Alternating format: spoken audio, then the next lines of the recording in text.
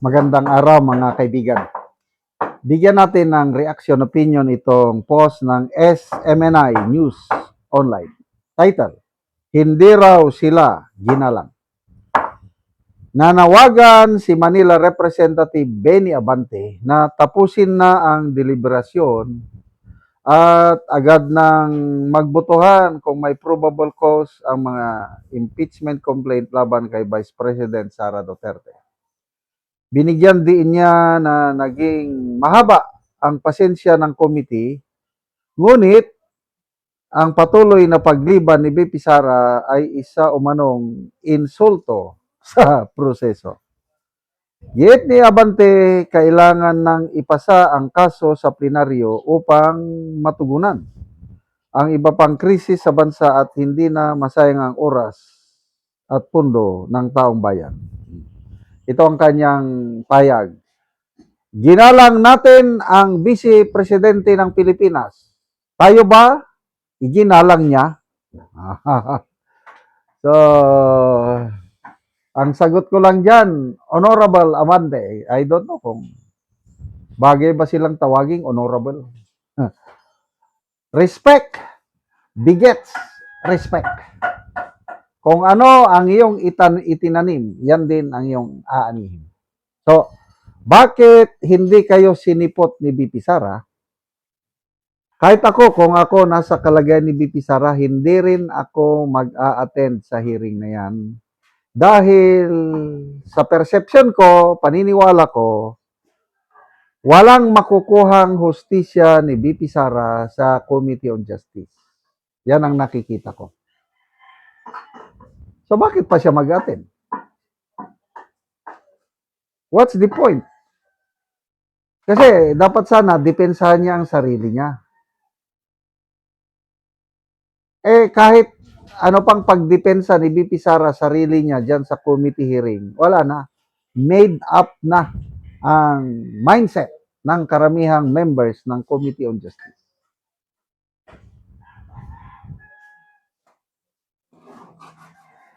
Kaya wag na po kayong magdamdam. Total, ginawa nyo naman yung trabaho nyo, tapos na yun. Nabutuhan nyo na, may probable cause na. So, abangan na lang namin ang plenary vote. Alam ko na rin.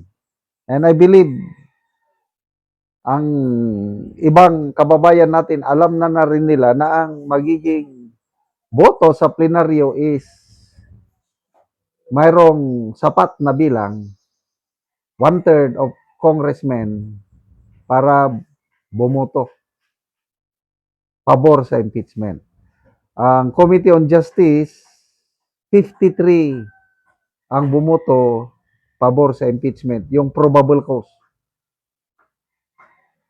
Isa lang ang alam ko na hindi bumoto, si Congressman Suntay lang. So kung 53 yung Committee on Justice, kailangan na lang nila ng 53 additional para maiakyat na sa Senado ang impeachment. So wag na kayong mag-expect ng paggalang kasi nga respect is earned. Malalat ko tuloy, I think last year ba yun nung nagkaroon ng matinding lindol sa Manay, Davao Oriental. Nagbisita doon si Pangulong Marcos sa mga nasalanta. Ang mga tao doon, ang sigaw nila, Duterte. O, di ba nakakaya yun? Presidente ka, sisigawan ka, Duterte! Duterte! In a way, sinabi niya, ayaw namin sa'yo. Hindi ka namin. Mahal namin ang mga Duterte na pinakulong mo. O, ganun yun. Kaya ang nagreklamo, itong si Ramon Tulfo na taga Manay, Davao del Norte pa lang mga Tulfo. Kaya sabi niya, ano ba naman kayo mga kababayan ko, irespeto nyo naman ang Pangulo. Kaya, ang karamihang sagot is, oy, Mr. Tulfo, respect is not demanded. It is earned. Oh, kaya nga, respect begets respect. Eh kung matino pa ang House of Representatives, yung Committee on Justice, bakit hindi magpapakita ang BP Sara? Eh wala. Sa tingin niya, tingin namin ng nakakarami, ano na yan, naka-made up na ang kanilang mindset, kaya there's no use. Kaya, yun na lang, hintayin natin mga kaibigan ang laban, bloodbath sa Senado. Basa lang tayo ng mga comments. Tingnan natin ang reaksyon. 29,000 ang nag-react. 27,000 ang tumatawa kay Abante. 202 ang galit. 1,200 lang ang nag-like sa kanya. So, mga ilang percent?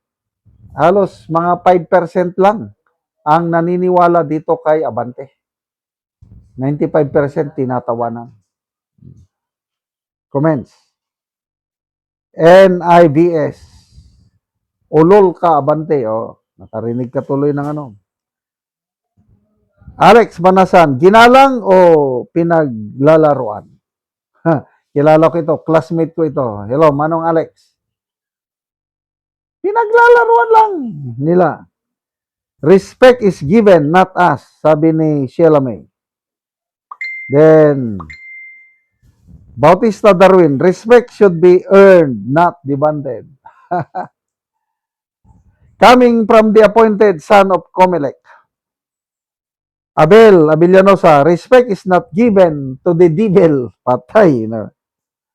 Valencia Renen, kayo nga nag-aaksya ng oras at kwarta sa impeachment na yan. Imbes ng krisis sa bansang atupagin, inilagay niyo yan para makatulong, namumulita ka kayo. No respect should be given to a demon. Hindi man lang manalo, pero nasa Kongreso, iginalang ba yung boto ng mga tao? Wala tayong ginawa. Appointed son of Comelec Salamat mga kaibigan sa inyong pagsubaybay sa channel na ito. Nakakatulong kayo ng malaki sa tribong talandig ng Bukidnon dahil ang income sa channel na ito is pantulong sa tao. Namimigay tayo ng libreng yero at pako para makapagpatayo sila ng mas maayos na tirahan.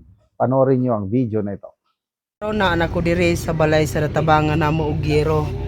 So muna ni ang itsura sa iyang atop.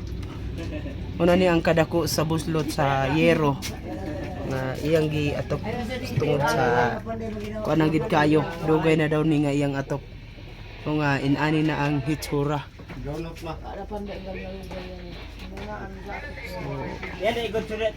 Mura na gid og mga bituon ani ang iyang mga bangag. So mag-atop lang ni siya karon. Galit lang.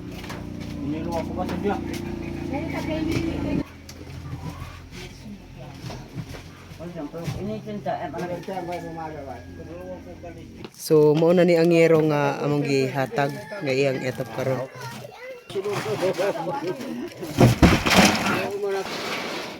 Oy. Taksak.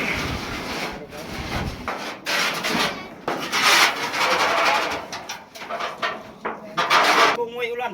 Pero kung ulan na. Grabe yung ulan na lagi. Grabe na. Kita yan na pa sina. Napani kang ginabuha. Dugay na kayo ni.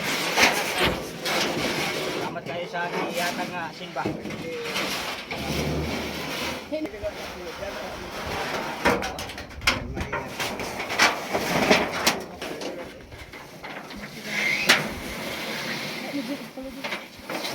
Bukan mereka ngaragi aman eh.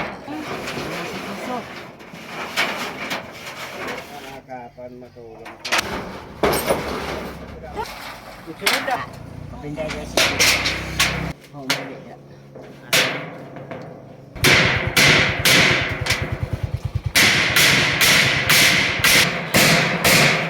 Ano lang taxi bagian? Orang basta ko ano sih. Baru kenal. Kayak gitu.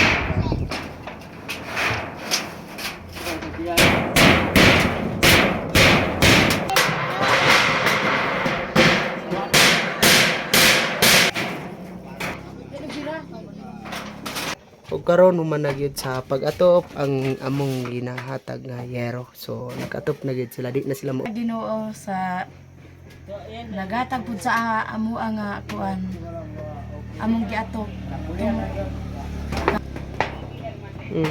Nga pila na to katuig imong atop?